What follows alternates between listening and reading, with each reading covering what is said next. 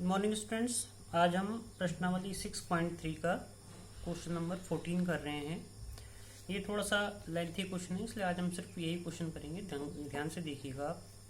इसमें हमको दिया है दो त्रिभुज हैं ए बी सी और पी क्यू आर। इसमें ए बी और पी क्यू का अनुपात ए सी और पी आर के अनुपात के और ए डी और पी एम, ये तीनों अनुपात हमको बराबर दे रखे हैं। मतलब ये भुजाएं हमको समानुपाती दे रखी हैं। कौन कौन सी? ए बी, ए सी और ए डी, और इधर पी क्यू, पी आर और पी एम, जहाँ ए डी और पी एम त्रिभुजों की माध्यिकाएं हैं। माध्यिकाएं माने ये जो डी बिंदु होगा वो बी सी का मध्य बिंदु होगा।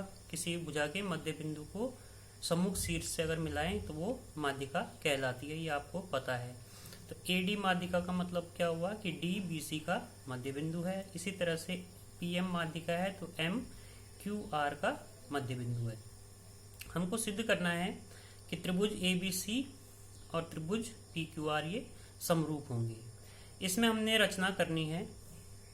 रचना क्या करी हमने कि भुजा ए डी और पी एम, ए डी और पी एम को हमने आगे बढ़ाया है, ए डी को हमने ई तक बढ़ाया है और पी एम को हमने एन तक बढ़ाया है।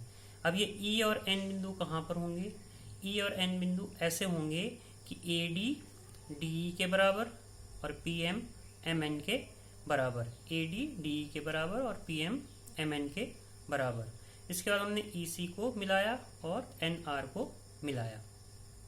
उत्पत्ति में देखिए, त्रिभुज ए बी डी और त्रिभुज सी ई सी डी में ए बी डी और ई सी डी, इन दोनों त्रिभुजों में हमने देखा, हमने ये दोनों त्रिभुज लिए हैं। इसमें क्या करा हमने कि ए डी बराबर डी ई, ए डी बराबर डी ई। क्यों है ये? रचना से रचना करी थी हमने कि ए डी के बराबर हमने डी ई लिया था। फिर बी डी बराबर सी डी है। क्यों? क्योंकि डी मध्य बिंदु है। ए डी माध्यिका हमको दी हुई थी, इसका मतलब डी क्या है? मध्य बिंदु है।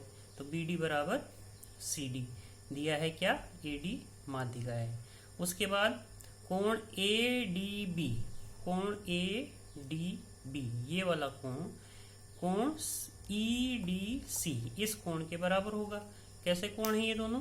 ये वाला और ये वाला, ये दोनों कोण कैसे हैं? ये शीर्षाभिमुख कोण है, इसलिए ये बराबर होंगे। तो हमारा ये वाला त्रिभुज कौन सा? ए बी डी और ई सी डी, ये दोनों त्रिभुज कैसे हो गए? हमारे सर्वांग सम हो गए। यहाँ पे ध्यान देना, ये समरूप नहीं है, ये सर्वांग सम है।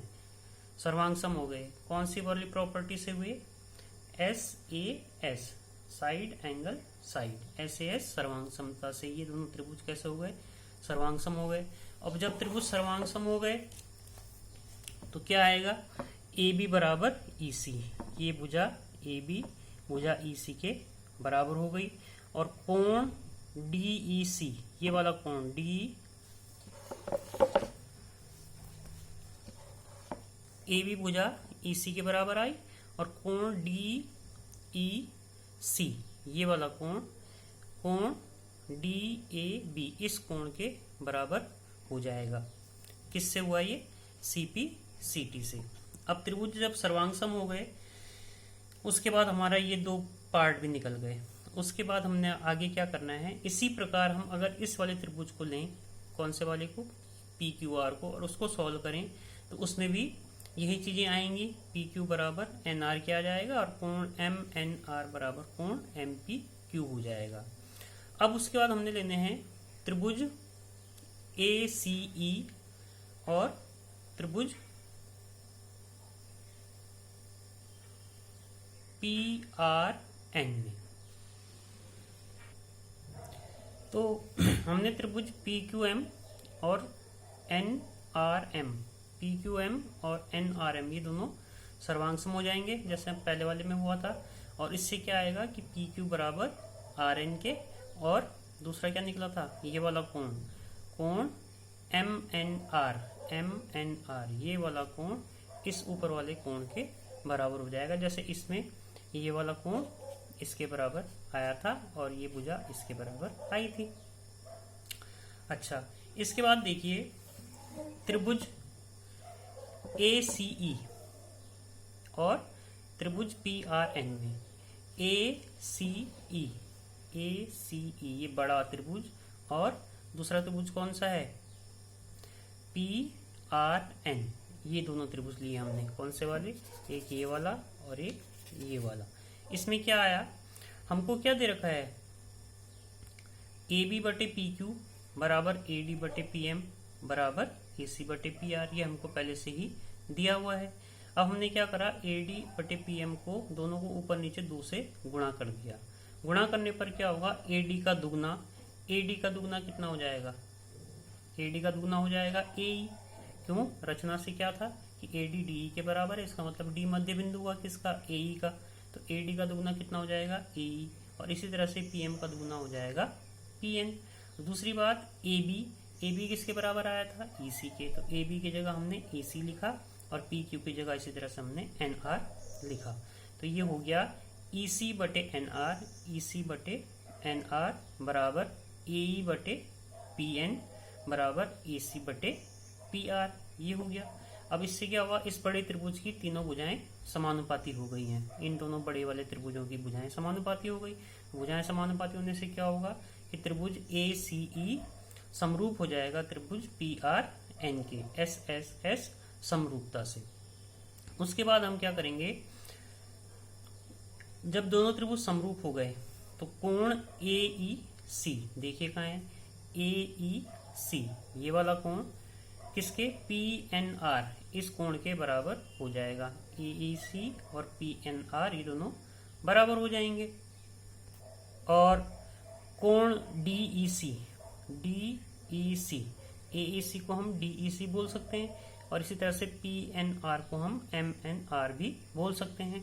तो हमने AEC की जगह DEC लिखा और PNR की जगह हमने MNR लिखा। उसके बाद कोण DAB,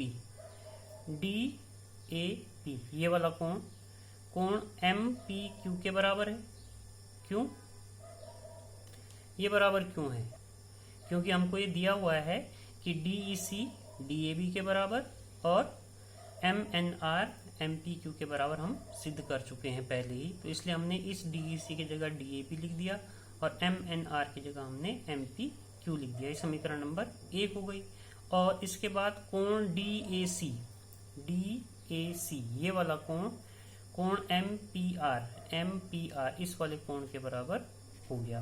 ये क्यों हुआ, क्योंकि ये दोनों बड़े त्रिभुज कैसे थे, समरूप थे, और जब त्रिभुज समरूप होंगे तो ये कोण आपस में बराबर होंगे। अब इन दोनों समीकरणों को हमने जोड़ा, जोड़ने पे क्या आएगा, DAB प्लस DAC। चित्र में देखिए, DAB में DAC जोड़ेंगे जब हम, तो ये कोण BAC हो जाएगा, कोण BAC हो जाएगा। और इसी तरह से जब हम इधर जोड़ेंगे MPQ में MPR, तो ये QPR हो जाएगा। इसके आगे एक तो एक कोण बराबर हो गए, और AB बटे PQ AC बटे PR ये हमको दिया हुआ था पहले से ही। तो इन दोनों त्रिभुजों में एक तो ये कोण बराबर आ गया, और इन भुजाओं का अनुपात भी बराबर हो गया। जिस कोण को वो भुजाएं बना रही हैं उन दोनों का अनुपात भी बराबर हो गया। जब ऐसा हो जाता है तो क्या होगा, फिर त्रिभुज ABC समरूप हो जाएगा त्रिभुज PQR के, और समरूपता आएगी SAS समरूपता। इसके बाद क्वेश्चन नंबर 16 आपके लिए आज होमवर्क है। 15 मैंने कल दे दिया था आपको होमवर्क, और 16 आपका आज का होमवर्क है। इसके साथ ये चैप्टर आपका ये वाली एक्सरसाइज कंप्लीट हो गई है। ये क्वेश्चन थोड़ा सा बड़ा था, थोड़ा वीडियो बनाने में भी दिक्कत इसलिए आई कि चित्र इसका ऊपर जा रहा है और सवाल नीचे तक आ रहा है, तो ये थोड़ा सा लेंथी सा भी है। इसको आप इस वीडियो को 3-4 बार आराम से देखिए, पॉज कर करके देखिए, और फिर भी समझ नहीं आता तो आप दोबारा मुझसे पूछ सकते हैं।